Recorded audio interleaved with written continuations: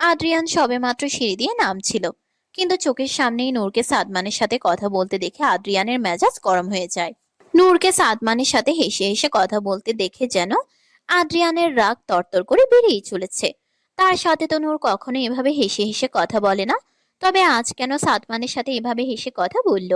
Adrian নিচে নেমে আসতেই নূর আদ্রিয়ানকে দেখে রান্নাঘরে চলে যায়। এতে যেন তার রাগ আরো বেড়ে যায়। সে কি বাঘ না ভাল্লুক যে তাকে দেখে বারবার পালিয়ে বেড়ায়? নূর আদ্রিয়ানের দিকে চায়ের কাপ বাড়িয়ে দিতেই আদ্রিয়ান তা নিয়ে নেয়। আদ্রিয়ানের রাগান্বিত চেহারা দেখে নূর বিচলিত হয়ে তাকায় আদ্রিয়ানের দিকে, কিন্তু আদ্রিয়ানের সেই দিকে কোনো ভ্রুক্ষেপ নেই। সে নিশ্চিন্তায় মগ্ন। নাস্তা করা শেষ হলে আদ্রিয়ান নিজের ঘরে চলে যায়, তবে মাঝ পথেই নূরকে উদ্দেশ্য করে বলে, নূর, একবার ঘরে আসো তো। আদ্রিয়ান হঠাৎ এভাবে ডাকায় নূর ভড়কে যায়। কিছু সময়ের মাঝে এমন কি হলো যে আদ্রিয়ান তাকে রুমে ডাকছে। নূর আঁচলে হাত মুছে রুমের ভেতরে ঢুকতেই আদ্রিয়ান দরজা বন্ধ করে দেয়। এভাবে দরজা বন্ধ করায় নূর ভয় পেয়ে জিজ্ঞেস করে, কি হয়েছে? দরজা বন্ধ করলেন কেন? আদ্রিয়ানের রাগান্বিত চেহারা দেখে নূরের শ্বাস বন্ধ হয়ে আসছে। আদ্রিয়ান একটা সিগারেট জ্বালিয়ে নূরের দিকে তাকিয়ে বলে, সাদমান ভাইয়ের সাথে এত কি কথা তোমার? নূর আমতা আমতা করে বলে, উনি পরোটা খান না বলেছিলেন, তাই জিজ্ঞেস করেছিলাম অন্য কিছু বানিয়ে দিব কিনা। আদ্রিয়ান নূরের একদম কাছে এসে জিজ্ঞেস করলো। এভাবে হেসে হেসে তুমি জিজ্ঞেস করছিলে?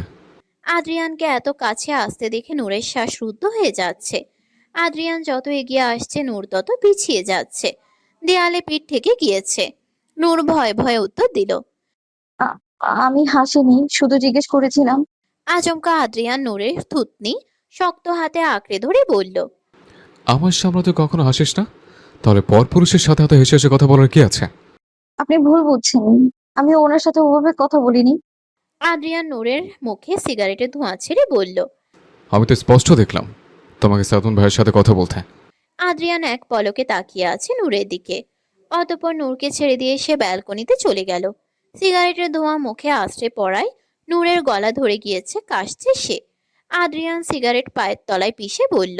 আলমারিতে তোমার ফোন রাখা আছে, আমি একটু বেরোচ্ছি। নূর বুঝে উঠতে পারছে না আজ লোকটার হলো কি। অন্যদিন হলে তো কৈফিয়ত দেয় না, তবে আজ কৈফিয়ত দিচ্ছে কেন? আদ্রিয়ান তার শার্ট বদলিয়ে বেরিয়ে যেতেই নূর আলমারি খুলে দেখে সত্যি তার ফোন রাখা আছে। দ্বিতীয় তাকে নূর নিজের ফোন আবারও কাছে পেয়ে ভীষণ খুশি। অপরদিকে আদ্রিয়ান ও ইলহাম একটা ব্রিজের সামনে এসে আছে। ইলহাম আদ্রিয়ানের কাঁধে হাত রেখে বলল, মন খারাপ করেছিস আপার কথায়? আদ্রিয়ান ইলহামের কথায় ক্ষীণ হেসে বলল। আম্মা ভেবেছে আমি কিছু জানি না, অথচ আমি প্রথম থেকে সবটা জানতাম। আদ্রিয়ানের কথায় ইলহাম কিছুটা অবাক হয়। বিস্মিত দৃষ্টিতে তাকিয়ে জিজ্ঞেস করে। সবটা জানতিস মানে? আদ্রিয়ান দীর্ঘশ্বাস ফেলে বলে, আমি যে আব্বা আমার নিজের সন্তান না, সেটা আমি আজ থেকে 6 বছর আগে জানতে পেরেছিলাম। কোন এক নোংরা খালের পাশ থেকে আব্বা আমি কুড়িয়ে পেয়েছিল। ইলহাম ঢোক গিলে নেয় আদ্রিয়ানের কথায়। আদ্রিয়ানের প্রত্যেকটা কথাই যে সত্য তা সে জানে। নূর ফোন হাতে নিয়েই দেখতে পায় গত দুদিনে অনেকগুলো কল এসেছে শাহানাপ ও তার মায়ের নাম্বার থেকে। নূর চেয়েছিল শামীমা চৌধুরীকে একটা ফোন করতে, কিন্তু পরক্ষণেই আদ্রিয়ানের কথা মনে পড়তেই থেমে গেল। কলেজের কথা খুব মনে পড়ছে তার। ভেবেছিল যে করেই হোক পড়াশোনাটা চালিয়ে যাবে, কিন্তু তার হলো কই। শ্বশুর বাড়িতে প্রথম দিনেই তার স্বপ্ন কাল হয়ে দাঁড়িয়েছে তার। এসব ভাবতে ভাবতেই ফোন বেজে উঠল নূরের। ফোনের স্ক্রিনে জলজল করছে শাহানাবের নাম্বার। নূর প্রথমে কিছুটা ইতস্তত বোধ করলেও পরে কি যেন ভেবে কল রিসিভ করে। কল রিসিভ করতেই শাহানাবের কণ্ঠস্বর শোনা গেল। নূর, এটা কি তুমি? কথা বলো নূর। শাহানাবের ব্যস্ত কণ্ঠ শুনে নূর ধীর স্বরে বলে। আমি নূর বলছিলাম। নূরের গলার স্বর পেয়ে শাহানাবের অধরে হাসি ফুটে ওঠে।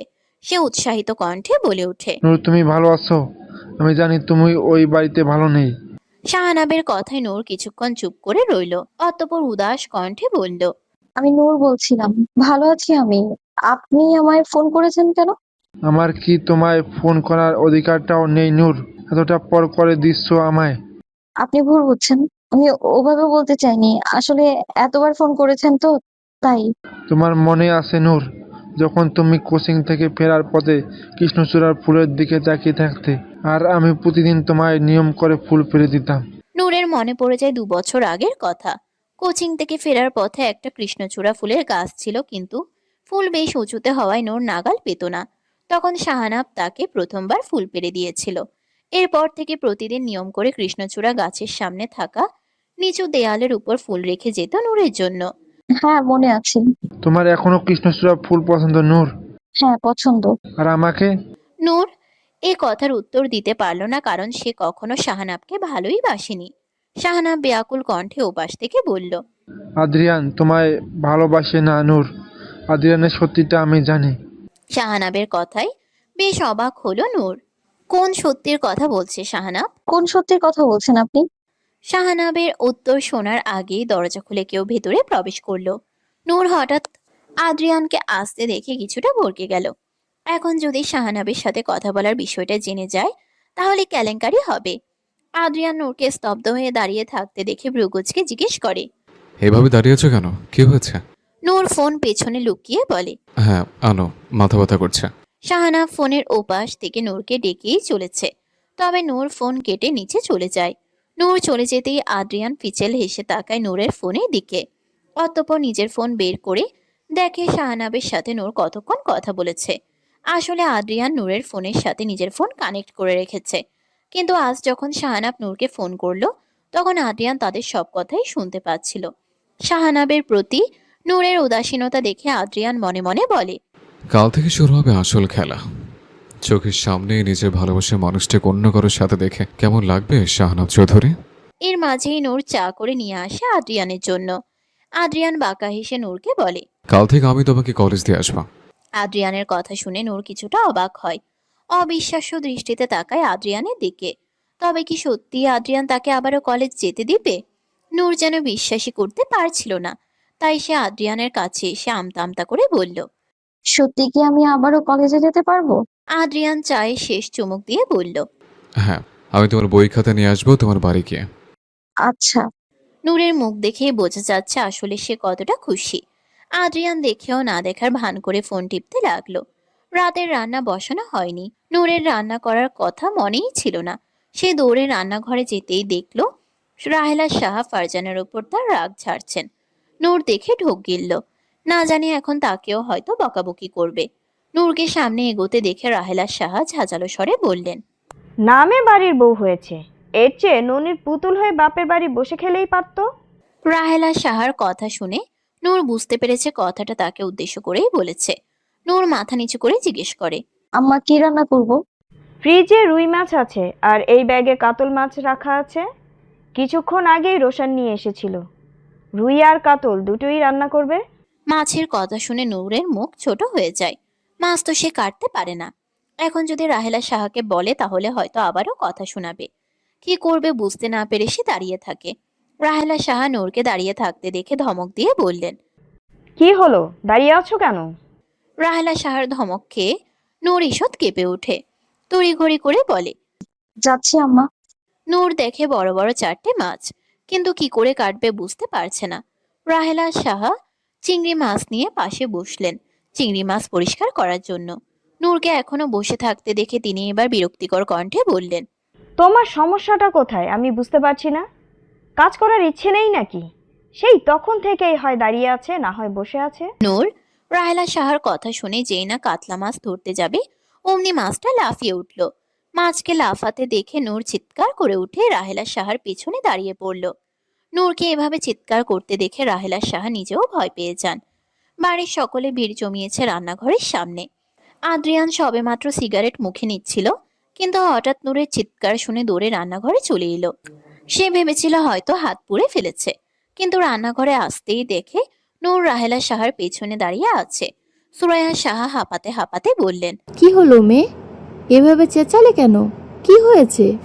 আদ্রিয়ান সহ বাকি সকলে বেশ আগ্রহ নিয়ে তাকিয়ে আছে নূরের দিকে কি হয়েছে জানার জন্য। নূর ঢোক গিলে কাদো কাদো গলায় বলল, আমি মাছ কাটতে গিয়েছিলাম, অমনি মাছটা লাফিয়ে উঠলো। নূরের কথা শুনে শাহিলা তালুকদার ঠোঁট চেপে হাসি নিয়ন্ত্রণ করে সুরাইয়া সাহার দিকে তাকালেন। সুরাইয়া সাহা বিরক্তিকর কণ্ঠে বললেন, এইটুকু কারণে এভাবে চেঁচাতে হয়? বুড়ো মানুষ আমি, এই বয়সে দৌড়াতে পারি নাকি? আর একটু হলে স্ট্রোক করে ফেলতাম। নূর সুরাইয়া সাহার কথা শুনে আর চোখে রাহেলা সাহার দিকে তাকালেন। আপাতত তার ভাব ভঙ্গি দেখে কিছু বুঝে ওঠার উপায় নেই। আদ্রিয়ান গলা পরিষ্কার করে চলে গেল। বাকি সকলে রান্নাঘর থেকে চলে গেলেও সুরাইয়া সাহা এখনো নূরকে বিড়বিড় করে বকেই চলেছেন। এদিকে ফারজানাও ঠোঁট টিপে হাসছে। রাহেলা সাহা নিজের জায়গা থেকে উঠে বললেন, মাছ আমি কাটছি, তুমি চিংড়ি মাছগুলো পরিষ্কার করো। আচ্ছা আম্মা। রাহেলা সাহা মাছ কাটতে বসে মিনমিন করে বললেন, আমার কপালে এসে পড়েছে যত সব। একটা কাজও দূরে থাক, সবাইকে নাজেহাল করে বেড়াবে। নূর চিংড়ি মাছ পরিষ্কার করতে গেলে চিংড়ি মাছের মাথায় গুঁতো খায়। এতে সে সামান্য আর্তনাদ করে ওঠে। ফারজানা তা দেখে বলল, কি হয়েছে ভাবি? হাতে গুঁতো খেয়েছি। ফারজানা নূরের কাছে এসে বলল, বড় চাচি জানলে এখন তোমার খবর করে রাখবো। তুমি যাও, আমি করে দিচ্ছি। নূর উঠে বাকি কাজগুলো করে নিল। রাহেলা সাহা মাছ কেটে রান্না বসালেন। আজ নূরের ইচ্ছে করছে ঝাল ঝাল ভর্তা খেতে, কিন্তু রাহেলা সাহার রাগান্বিত চেহারা দেখে সে নিজের ইচ্ছে মাটি চাপা দিয়ে দিল। নূরের পাশে রাখা নোংরা প্লেট ধুয়ে ঘরে চলে এলো। আজ রাতে খেয়ে বেরোবে শাহিরা তালুকদার ও তার ছেলে সাদমান তালুকদার। সুরাইয়া সাহা বেশ কয়েক পদের আচার দিলেন মেয়েকে। নূর আচারের বয়াম দেখে লোভ সামলাতে পারছিল না, বিশেষ করে আমের আচার। নূরকে তাকিয়ে থাকতে দেখে শাহিলা তালুকদার নূরকে এক বাটি আচার দিলেন বসে খাওয়ার জন্য। নূর আচারের বাটি নিয়ে রুমে আসতেই দেখে আদ্রিয়ান তার ফোন নিয়ে কি যেন করছে। মুহূর্তেই ভয়ে গলা শুকিয়ে কাঠ হয়ে এলো। শাহানাবের নাম্বার দেখে যদি কিছু বলে, নূরকে আসতে দেখে আদ্রিয়ান নূরের দিকে তাকিয়ে বলে। কে ফোন করেছিল? ভয়ে নূরের গলা দিয়ে আওয়াজ বের হচ্ছিল না। সে আমতা আমতা করে বলল, শাহনাব ভাই ফোন করেছিল। বিশ্বাস করুন আমি জানতাম না এটা শাহনাব ভাইয়ের নাম্বার। নূর ভেবেছিল এখন হয়তো ঠাস করে এক চড় বসিয়ে দিবে তার গলে, কিন্তু নূরের ধারণাকে ভুল প্রমাণিত করে আদ্রিয়ান জিজ্ঞেস করলো, কি বলছিল ফোন দিয়ে? কেমন আছে জিজ্ঞেস করছিল। আদ্রিয়ান আর কিছু বলল না। তা দেখে নূর ধীর পায়ে বিছানায় উঠে বসলো। আদ্রিয়ান নূরের ফোন রেখে নিজের কিছু কাগজপত্র বের করে। পরশু একটা কোম্পানিতে চাকরির জন্য ইন্টারভিউ দিতে যাবে সে। নূর বিছানায় আরাম করে বসে আচার খাচ্ছে। আদ্রিয়ান কাজের ফাঁকে ফাঁকে নূরকে দেখছে, কিন্তু নূরের সেই দিনকে কোনো ভ্রুক্ষেপ নেই। সে নিজের মতো খেয়েই চলেছে। শাহিলা তালুকদার বেশ খানিকটা আচার দিয়েছেন নূরকে। নূর মনে মনে বলে, এ বাড়িতে একমাত্র উনিই আমায় ভালোবাসে। শাহিলা তালুকদার নিজের কাপড় গুছিয়ে নিলেন। নূর ও রাহেলা সাহা দুজনে মিলে টেবিলে খাবার পরিবেশন করছেন। তবে আজ সন্ধ্যা থেকে পায়রার কোনো খোঁজ নেই। এত কাজের মাঝে পায়রার ঘরে যাওয়ার কথা মনেই ছিল না নূরের। এলহাম বেরিয়েছে সেই বিকেলের দিকে। জরুরি একটা কাজে বেরোতে হয়েছে তাকে। নূর কাজ শেষ করে পায়রার রুমের দিকে যেতে নিলে রাহেলা সাহা তাকে বলে, কোথায় যাচ্ছ? আপুর কাছে। তোমাকে এত ভাবতে হবে না, নিজের কাজ করো। নূর রাহেলা সাহার কথা গায়ে মাখল না। দ্রুত গতিতে পায়রার রুমে এসে থামলো। রুমে যেতেই দেখলো পায়রা ঘুমোচ্ছে। পায়রাকে ঘুমোতে দেখে নূর কিছুটা অবাক হয়। এই সময় তো আপু ঘুমায় না, তাহলে আজ ঘুমোচ্ছে কেন? নূর পায়রার কাছে এসে বসতেই দেখতে পায় পায়রা ঠান্ডায় কাঁপছে। বোধহয় জ্বর এসেছে। ধীর পায়ে পায়রার পাশে বসে তার কপালে হাত রাখতেই চক্ষু চড়ক গাছ। জ্বরে শরীর পুড়ে যাচ্ছে। নূর পায়রার ঘরে ওষুধ না পেয়ে দ্রুত ছুটল নিজের ঘরের দিকে। আদ্রিয়ান নূরকে এভাবে ছুটে আসতে দেখে কিছুটা অবাক হয়। নূরকে হন্য হয়ে কিছু একটা খুঁজতে দেখে আদ্রিয়ান জিজ্ঞেস করে। এভাবে ছোটাছুটি করছে কেন? নূর ব্যস্ত হয়ে আদ্রিয়ানকে জবাব দিল, আপুর জ্বর এসেছে তাই ওষুধ নিয়ে এসেছি। উপরের ড্রয়ারে ওষুধ আর থার্মোমিটার রাখা আছে। নূর দ্রুত সেসব নিয়ে বেরিয়ে পড়ল রুম থেকে। নূর যেতেই আদ্রিয়ান রুশানকে ফোন করে। আদ্রিয়ান ভাই, তোমার কিছু দরকার? শাহনাম গতকাল নূরের কলেজে এসেছিল। হ্যাঁ, হন্য হয়ে খুঁজছিল ভাবিকে। আদ্রিয়ান রুশানের কথা শুনে ফোন কেটে দেয়। অতঃপর মনে মনে বলে, তার মানে কালও আসবে। কিছু একটা ভেবে সে ফিচেল হেসে বিছানা থেকে উঠে পড়ে। আজ ক্লাবে যেতে হবে। রুশানকে মেসেজ পাঠিয়ে সে শার্ট বদলে বেরোনোর প্রস্তুতি নেয়। নূর পায়রার মাথায় জলপট্টি দিতেই পায়রার ঘুম ভেঙে যায়। সে চোখ খুলতে পারছে না জ্বরের কারণে। কাল চিংড়ি মাছ খাওয়ায় অ্যালার্জিটা বেড়ে গিয়েছিল, সেই সাথে জ্বরও দ্রুত গতিতে এসে পড়েছে। পায়রা নূরের দিকে তাকিয়ে বলে, তুই এখানে কি করছিস? নূর জলপট্টি দিতে দিতে বলে, তোমার জ্বর এসে গিয়েছিল তো তাই জলপট্টি দিতে এসেছিলাম। এই খাবারগুলো খেয়ে ওষুধটা খেয়ে নাও। পায়রা উঠে খাবার খেয়ে নেয়। নূর আগে থেকে পায়রার জন্য ভাত তরকারি সরিয়ে রেখেছিল। পায়রাকে ওষুধ খাইয়ে নূর খাবার টেবিলের সামনে আসতেই দেখতে পায় আদ্রিয়ান নিচে নামছে সিঁড়ি বেয়ে। আদ্রিয়ান ভেবেছিল সে বেরোবে এখন, কিন্তু শাহিলা তালুকদারকে দেখে দমে যায়। সকলের সাথে আদ্রিয়ানও চেয়ারে বসে পড়ে। নূর সকলকে ভাত তরকারি পরিবেশন করে নিজেও খেতে বসে পড়ে। রাহেলা সাহা নূরের একসাথে খেতে বসা পছন্দ করেন না, তবে কিছু বলেন না। খাওয়া শেষে নূর সবকিছু গুছিয়ে রেখে দেয়। সাহিলা তালুকদার ও সাদমান তালুকদার বেরিয়ে পড়ল। বাহিরে তাদের গাড়ি অপেক্ষা করছে। কিছুক্ষণের মাঝে ইলহাম বাড়ি ফিরল, তবে পায়রাকে দেখতে না পেয়ে সে কিছুটা বিচলিত হয়। এখানে সবাই থাকলেও পায়রার দেখা নেই। সে সুরাইয়া সাহার কাছে এসে বলল। আম্মা ফাইরা কোথায়? ইলহামের প্রশ্ন শুনে সুরাইয়া সাহা মিনমিন করে বললেন, তোমার বইয়ের কি সে খেয়াল আছে সন্ধ্যা থেকে বের হয়নি? সুরাইয়া সাহার কথা শুনে ইলহাম নিজের ঘরে চলে গেল। সন্ধ্যা থেকে বেরোয়নি মেয়েটা, অথচ আরো খেয়ালই নেই। রুমে যেতেই দেখলো পায়রা শুয়ে আছে, পাশে নোংরা প্লেট রাখা। তাহলে খেয়েছে সে? ইলহামকে দেখে পায়রা উঠে বসার চেষ্টা করতেই ইলহাম বলে উঠল, উঠতে হবে না, তুমি বিশ্রাম নাও। খাবার কে দিয়ে গেছে? নূর এসে দিয়ে গিয়েছে, জলপট্টি আর ওষুধও খাইয়ে দিয়েছে। ইলহাম কিছুটা চিন্তামুক্ত হয় পায়রার কথা শুনে। যাক, তাহলে আর চিন্তা নেই। আদ্রিয়ান বেরিয়েছে সেই কবেই, এখনো ফেরার নাম নেই। নূর একা একা বসে আছে। রাত বাজে 2টো। ঘুম ঘুম চোখে আপাতত কিছুই দেখতে পাচ্ছে না। আর না পারতে সে ঘুমিয়ে পড়েছে। পাখির কিচিরমিচির শব্দে নূরের ঘুম ভাঙে। তবে পাশে আদ্রিয়ানকে দেখতে না পেয়ে কিছুটা অবাক হয়। তবে কি রাতে ফিরেনি? ঘড়িতে বাজে সকাল 7টা। নূর তাড়াতাড়ি করে গোসল সেরে তৈরি হয়ে নিল।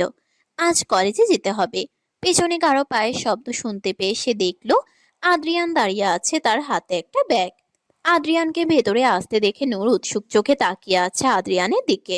আদ্রিয়ান বেশ ভালোই তার চোখের ভাষা বুঝতে পারছে। আদ্রিয়ান তার হাতে থাকা ব্যাগ একপাশে রেখে নূরের দিকে তাকিয়ে বলল। এক গ্লাস পানি দাও তো। নূর তাড়াহুড়ো করে আদ্রিয়ানের দিকে পানি এগিয়ে দিল। আদ্রিয়ান এক নিঃশ্বাসে ঢকঢক করে পানিটুকু খেয়ে নূরের দিকে তার আনা ব্যাগ এগিয়ে দিয়ে বলল, এখন থেকে কলেজে বোরকা পরে যাবে।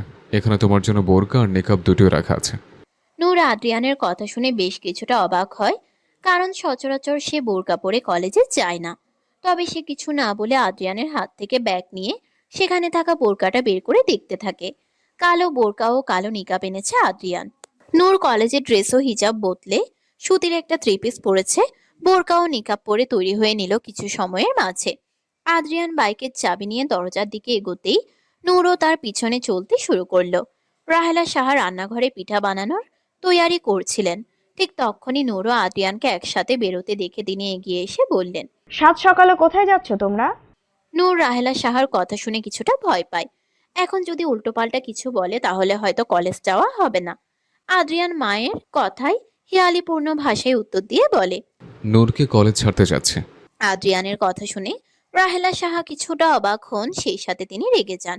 নূরের কলেজ যাওয়া মোটেই পছন্দ নয় রাহেলা সাহার। তিনি বেশ রাগান্বিত কণ্ঠে বললেন, বাড়ির বউ সংসার সামলাবে, রান্না করবে, তা নয়। এখন তিনি যাচ্ছে জজ ব্যারিস্টার হতে। আদ্রিয়ান মায়ের কথা বুঝতে পেরে তার কাছে বলল, উফ মা, যাওয়ার সময় এসব কি শুরু করেছ? কলেজে গেলে ক্ষতি কোথায়? রাহেলা সাহা হাতের চামচ ফেলে কোমরে হাত দিয়ে বলেন। আদ্রিয়ান মায়ের কথায় বেশ বিরক্তি বোধ করে নূরের দিকে তাকিয়ে বলে, তোমার কি কলেজ যাওয়ার ইচ্ছে আছে? থাকলে দ্রুত এসো, ওখানে দাঁড়িয়ে না থেকে। নূর আদ্রিয়ানের কথায় তার ভাবনার জগৎ থেকে বেরিয়ে এসে বলে, হ্যাঁ, আসছি। নূর দ্রুত গতিতে আদ্রিয়ানের বাইকের পেছনে উঠে বসে। রাহেলা সাহা আদ্রিয়ানের কর্মকাণ্ডে হতাশ। বিয়ের প্রথম দিন ছেলের এক রূপ দেখেছে, এখন আরেক রূপ দেখছে। এভাবে হলে তো হাতের বাহিরে চলে যাবে। তিনি আর পিঠা বানানোতে মনোযোগ দিলেন না। আটা ময়দা যেভাবে গুলিয়ে রেখেছিলেন সেভাবেই রেখে নিজের ঘরে চলে গেলেন। কিছু সময়ের মাঝে আদ্রিয়ান নূরকে নিয়ে কলেজের সামনে চলে আসে। নূর বাইক থেকে নেমে কলেজে যাবে, সেই মুহূর্তে হঠাৎ আদ্রিয়ান পেছন থেকে তার হাত ধরে তাকে থামিয়ে দেয়। আচমকা এভাবে হাত ধরায় নূর কিছুটা অবাক হয়। সে ভ্রু কুঁচকে আদ্রিয়ানের দিকে তাকালে আদ্রিয়ান তার সামনে এসে হিজাব ঠিক করে দিতে দিতে বলে, চুপচাপ ক্লাস করবে, কারোর সাথে বিনা প্রয়োজনে কথা বলবে না। আদ্রিয়ানের কথায় নূর মাথা নেড়ে সাই জানায়। অতঃপর হাত ছাড়িয়ে কলেজের ভেতর চলে যায়। অপরদিকে গত 1 ঘন্টা ধরে কলেজের সামনে অপেক্ষা করছিল শাহানাব।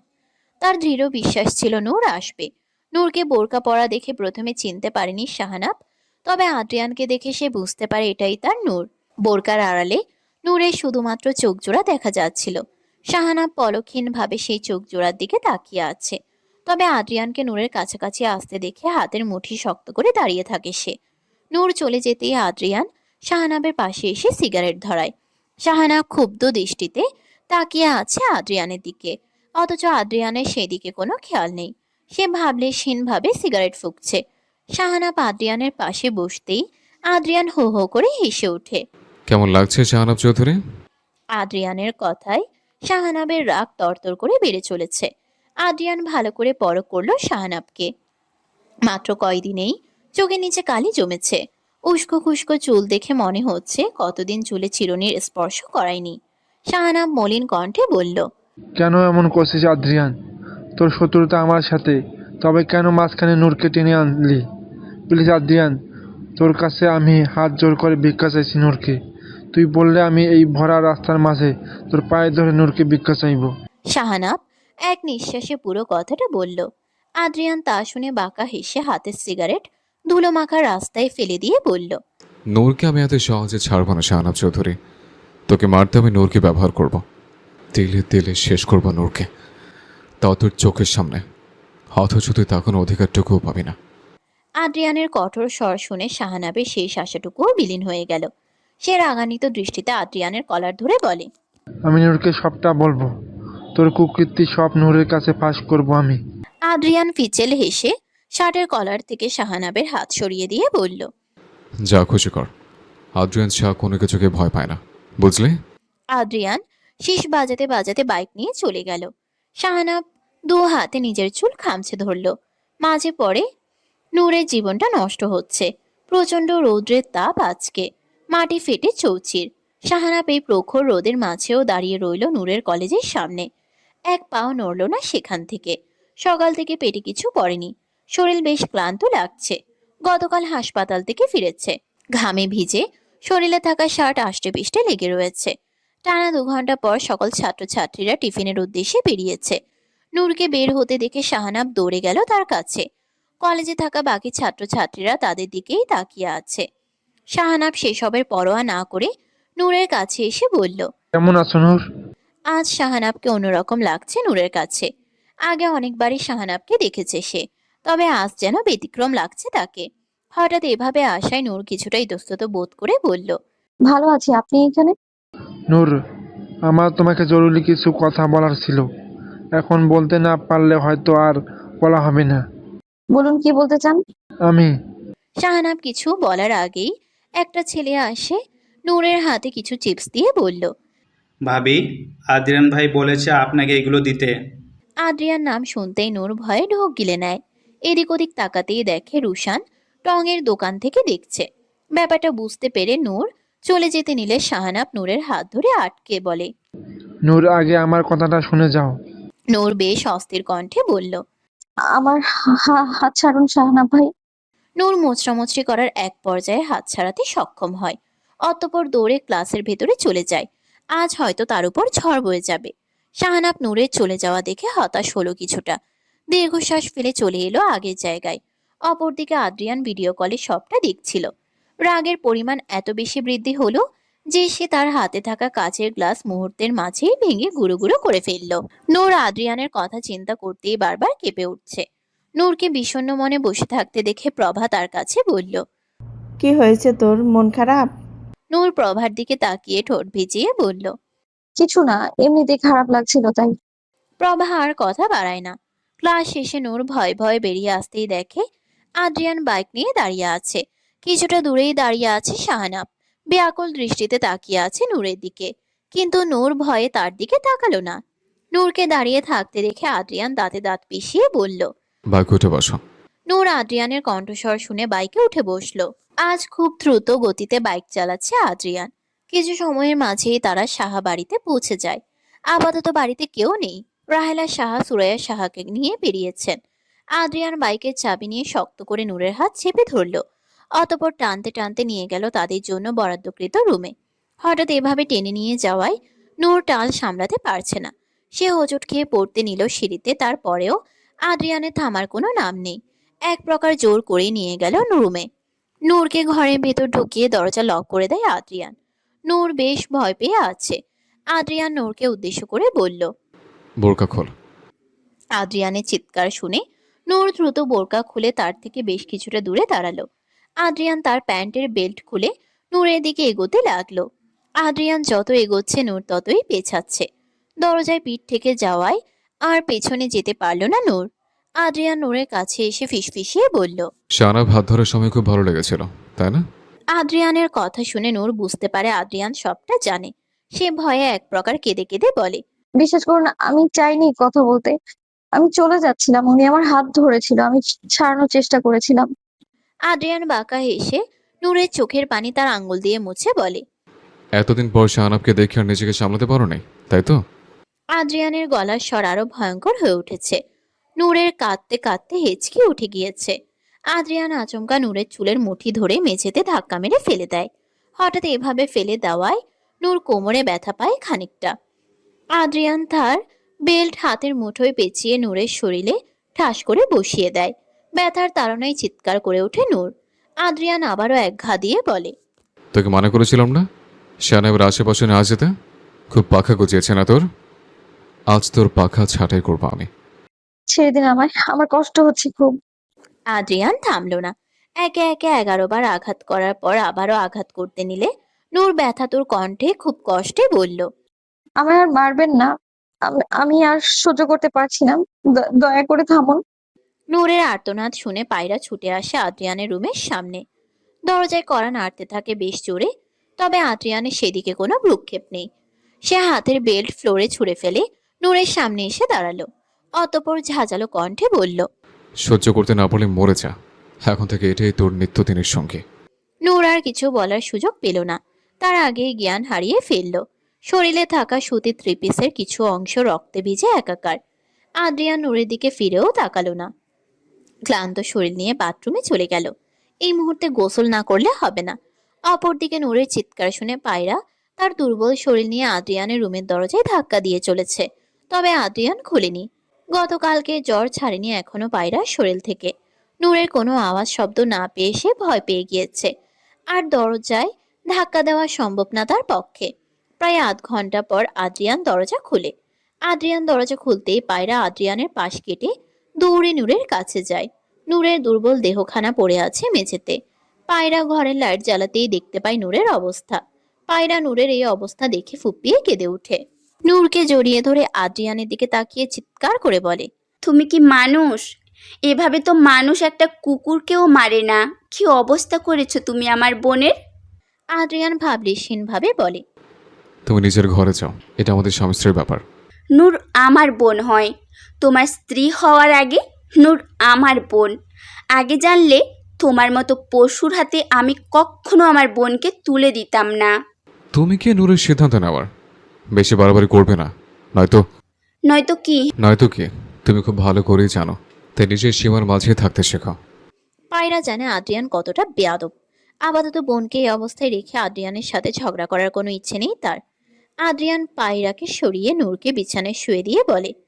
আমি পরিষ্কার করে দিচ্ছি, তোমাকে এসব নিয়ে ভাবতে হবে না। এতক্ষণ সব কথা সহ্য করলেও এখন পায়রার মেজাজ খারাপ হয়ে গিয়েছে।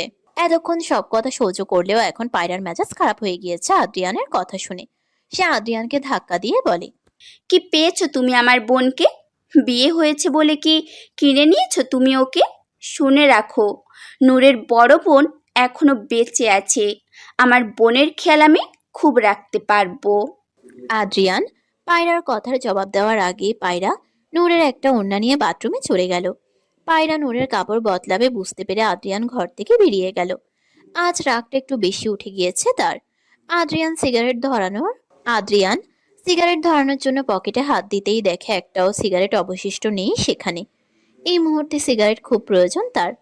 অবশেষে কোনো উপায় না পেয়ে সে বেরিয়ে পড়ে ঘর থেকে। মাথা ঝিমঝিম করছে তার। পায়রা ক্লান্ত শরীরে নূরের শরীর মুছে দেয়, মুখে পানি ছিটিয়ে দেয় জ্ঞান ফেরার জন্য। 2-3 বার পানি দেওয়ার পর নূরের জ্ঞান ফিরে। শরীরের ব্যথা এখনো তরতাজা। স্পষ্টভাবে তাকাতেই দেখে পায়রা তার পাশে বসে আছে। নূর তখনের কথা মনে করে ভয়ে কেঁদে ফেলে। নূরকে হঠাৎ কাঁদতে দেখে পায়রা তাকে জড়িয়ে ধরে বলে। কাঁদছিস কেন? এই তো আমি তোর কাছেই আছি নূর। নূর কাঁদতে কাঁদতে হেঁচকি তুলে বলে। বিশ্বাস করো, আমি কিছুই করিনি আপু। শাহানাব ভাই জোর করেই আমার হাত ধরেছিল। পায়রা নূরের চোখের জল আলতো হাতে মুছে দিয়ে বলে। আমি বিশ্বাস করি তোকে। আমাদেরই ভুল, একটা অমানুষের সাথে তোর বিয়ে দিয়েছি আমরা। অমানুষের সাথে বিয়ে হয়েছে যখন অমানুষের সাথে থাকতে হবে। আদ্রিয়ানের উপস্থিতি টের পেয়ে নূর ভয়ে আরো জোরে কাঁদতে থাকে, পায়রার হাত শক্ত করে ধরে। তখন এর মানের ভয় ঢুকে গিয়েছে নূরের মাঝে। পায়রা নূরের হাত ধরে তাকে আশ্বাস দিয়ে বলে, তোর আপু আছে তোর সাথে, কেউ তোকে কিচ্ছু করতে পারবে না, কেউ না। আদ্রিয়ান পায়রার কথায় পাত্তা না দিয়ে সিগারেটে টান দেয়। পায়রা আদ্রিয়ানের দিকে তাকিয়ে দাঁতে দাঁত পিষে বলল, আমার ঘরে আয় তুই, আর তোকে এই ঘরেই থাকতে হবে না। নূর পায়রার কথা শুনে উঠতে গেলে আদ্রিয়ান পায়রার দিকে তাকিয়ে বাঁকা হেসে বলে, একদম বাড়াবাড়ি করবে না, আমার সংসারে নাক না গলিয়ে নিজের সংসারে মন দাও। নূর আদ্রিয়ানের কথা শুনে ওঠার সাহস পেল না। পায়রা আদ্রিয়ানের কাছে এসে তার দিকে আঙ্গুল তাক করে বলল, আমি নূরকে তোমার সাথে কিছুতেই থাকতে দেব না আদ্রিয়ান। তোমার মতো পশুর সাথে থাকলে নূর কখনো ভালো থাকতে পারবে না। আমার স্ত্রীর ভালো খারাপ নিয়ে তোমাকে মাথা ঘামাতে হবে না। নেহাত তুমি আমার চাচা জানের বিবাহিত স্ত্রী, তাই সম্মত দিচ্ছে, নয় আদ্রিয়ানও কোনো অংশে কম নয়। আদ্রিয়ানের কথা শুনে পায়রা রেগে যায়, কিন্তু কিছু বলার আগে ইলহামের কণ্ঠস্বর তার কানে আসে। পায়রা, কোথায় তুমি? আসছি। পায়রা এক পলক নূরের দিকে তাকিয়ে নিচে চলে যায়। অনিচ্ছা সত্ত্বেও তাকে যেতে হয়। পায়রা যেতেই নূর হাঁটুতে মুখ গুজে বসে থাকে। আদ্রিয়ান পরনের শার্ট খুলে একটা গেঞ্জি পরে নেয়। বাহিরে প্রচন্ড রোদে ঘেমে একাকার সে। নূরকে এভাবে বসে থাকতে দেখে সে কিছু বলল না। নূরের সারা শরীর ব্যথায় টনটন করছে, পেটে ক্ষুধাও লেগেছে ভীষণ। দুপুরের দিকে 2টো চিপস খেয়েছিল, এরপর আর এক ফোঁটা পানিও পেটে পড়েনি। উঠে যে রান্নাঘরে যাবে সেই শক্তিটুকুও নেই তার। ইলহাম হাতের ঘড়ি খুলে দেখে পায়রা ভেতরে ঢুকছে।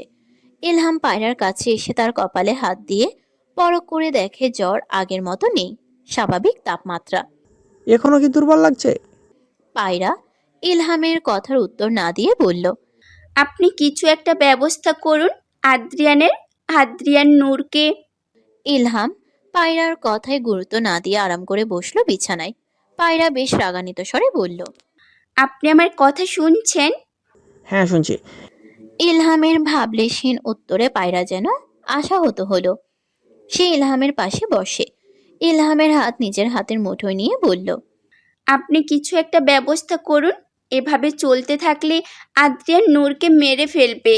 আজ দুপুরে খুব জঘন্যভাবে মেরেছে নূরকে, আমি নিজের চোখে দেখেছি। এটা তোমাদের স্বামী স্ত্রী ব্যাপার, হয়তো নূর এমন কিছু করেছে যেটাই আদ্রিয়ানকে বাধ্য হয়েছে নূরের শরীর হাত তুলতে। ইলহামের কথা শুনে পায়রা ইলহামের হাত ছেড়ে দিল। অতঃপর রেগে বলল, এখানে তো নূরের কোনো ভুল ছিল না, আদ্রিয়ান ইচ্ছে করেই এসব করেছে। ইলহাম পায়রার কথা শুনে স্মিত হেসে তার দিকে তাকিয়ে বলল, কোনো স্বামী চাইবে না তার স্ত্রী পরপুরুষের কাছে যাক কিংবা তার সাথে কথা বলুক। আদ্রিয়ান নিষেধ করা সত্ত্বেও নূর শাহনাবের সাথে কথা বলতে রাজি হয়েছে, এমনকি নূরের হাতও ধরেছে শাহনাব। এখানেও আদ্রিয়ানের রাগ হওয়াটা স্বাভাবিক। কিন্তু নূর ইচ্ছে করে এসব করেনি। শাহানাব জোর করে নূরের হাত ধরেছিল। নূর যদি শাহনাবের সাথে কথা বলতে রাজি না হতো তাহলে শাহনাব নূরের হাত ধরার সাহস কখনোই পেত না। ইলহামের কথায় পায়রা চুপ হয়ে যায়, কারণ ইলহামের প্রতিটা কথাই সত্যি যুক্তিসঙ্গত। কিন্তু বোনের এই অবস্থায় সে কিছুতেই মেনে নিতে পারছে না। পায়রা পলকহীন চোখে তাকিয়ে রইল ফ্লোরের দিকে। অতঃপর ফুপিয়ে কেঁদে উঠে বলল, নূরকে ভীষণ বাজেভাবে মেরেছে আদ্রিয়ান। আমি সহ্য করতে পারছি না নূরের এই অবস্থা। মেয়েটা কেমন ভয়ে জড়সড় হয়ে আছে। ইলহাম পায়রার চোখের জল মুছে তাকে জড়িয়ে ধরল নিজের বুকে। সব ঠিক হয়ে যাবে, আদ্রিয়ানকে আমি চিনি, একটু পরেই দেখবে যত্ন নিচ্ছে। পায়রা ইলহামের কাছ থেকে সরে বলল, আপনি বসুন, আমি খাবার নিয়ে আসছি। ইলহাম সাই জানাতে পায়রা চলে যায় রান্নাঘরের উদ্দেশ্যে ইলহামের জন্য ভাত বাড়তে। ঠিক সেই সময় রান্নাঘরে কারোর উপস্থিতি টের পেতেই সে রান্নাঘরে গিয়ে দেখে আদ্রিয়ান একটা প্লেটে ভাত ও তরকারি নিচ্ছে। হঠাৎ পেছনে পায়রাকে দেখতে পেয়ে সে কিছুটা বিভ্রান্ত হয়। পায়রাও কিছুটা অবাক হয় আদ্রিয়ানকে রান্নাঘরে দেখতে পেয়ে। আদ্রিয়ান প্লেট হাতে নিয়ে বেরিয়ে যেতেই পায়রাও ইলহামের জন্য খাবার নিয়ে বেরিয়ে যায়। নূরের পেটে ইঁদুর দৌড়াচ্ছে, কিন্তু তাও সে চুপচাপ বসে রইল। আদ্রিয়ান কিছুক্ষণ আগেই রুম থেকে বেরিয়ে গিয়েছে। নূর ভেবেছে আদ্রিয়ান হয়তো বাইরে বের হয়েছে, কিন্তু তার ধারণাকে ভুল প্রমাণিত করে আদ্রিয়ান দরজা খুলে ভেতরে প্রবেশ করলো। আদ্রিয়ানকে দেখে নূর শরীরে ভালোভাবে ওড়না জড়িয়ে নিল। আদ্রিয়ানের হাতে খাবারের প্লেট দেখেই তার পেট চুচু করছে কিন্তু সে কিছু বলল না। পলকহীন দৃষ্টিতে তাকিয়ে রইল খাবারের দিকে। আদ্রিয়ান নূরের কাছে এসে পাশে থাকা টেবিলের উপর খাবারের প্লেট রেখে আমতা আমতা করে বলল। কারো ক্ষুধা লাগলে সে খেয়ে নিতে পারে। আদ্রিয়ান যে তাকে উদ্দেশ্য করে বলেছে তা সে ভালোই বুঝতে পারছে, কিন্তু তবুও সে নিজের জায়গা থেকে নড়ল না। আদ্রিয়ান নূরকে উক্ত কথাটি বলে ব্যালকনিতে চলে যায়। তবে নূর তার আনা খাবার ছুঁয়ে দেখেনি। প্রায় বেশ কিছু সময় পর আদ্রিয়ান ব্যালকনি থেকে এসে দেখল সে যেভাবে খাবার রেখে গিয়েছিল সেভাবেই আছে। আদ্রিয়ান রাগান্বিত দৃষ্টিতে নূরের দিকে তাকালে সে মাথা নিচু করে নেয়। আদ্রিয়ান গম্ভীর কণ্ঠে বলল। এখনো খাওনি কেন? নূর আদ্রিয়ানের দিকে তাকালো না, মাথা নিচু করে উত্তর দিল। আমাকে খেতে বলেননি তাই খাইনি। আদ্রিয়ান নূরের কথা শুনে ভ্রুকুচকে তাকায়। কিছু সময় পর বুঝতে পারে নূরের কথার মানে।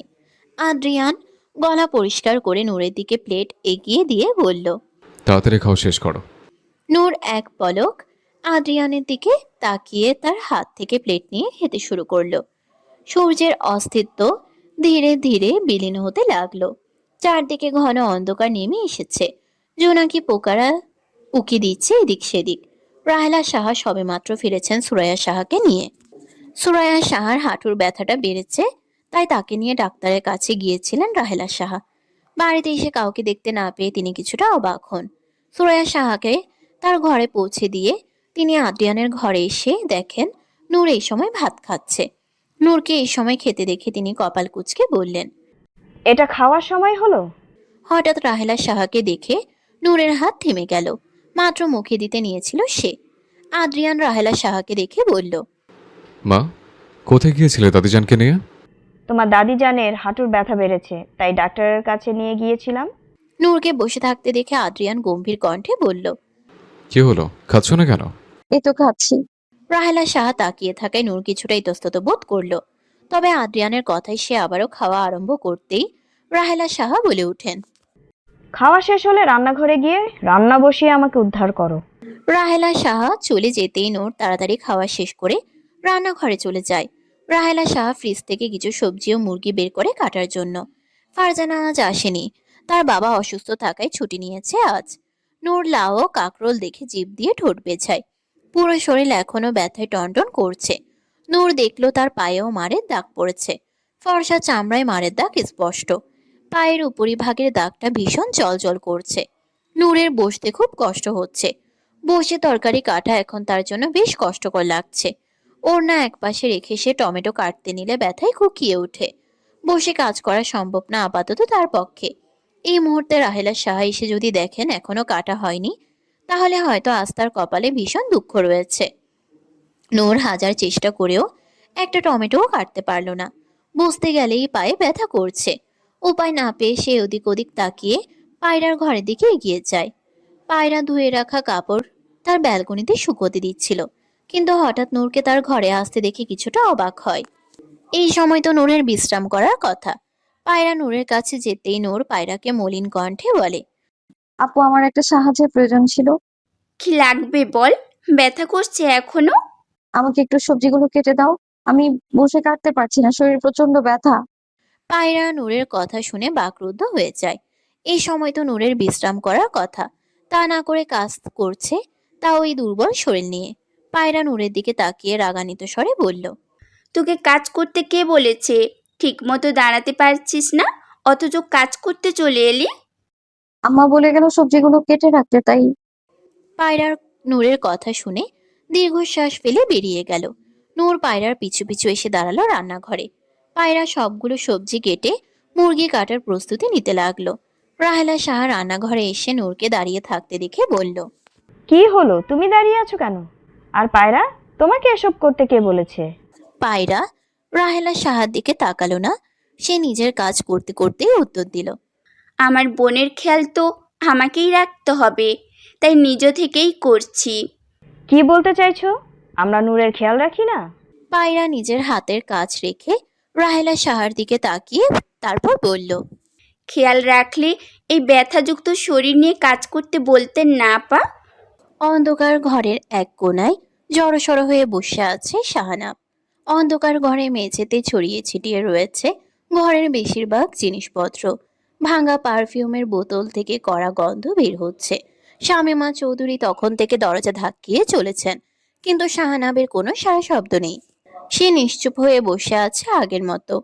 ইশতেহার চৌধুরী তার ঘরে ব্যস্ত পায়ে পায়চারি করছে। শামীমা চৌধুরী ক্রন্দনরত স্বরে বললেন,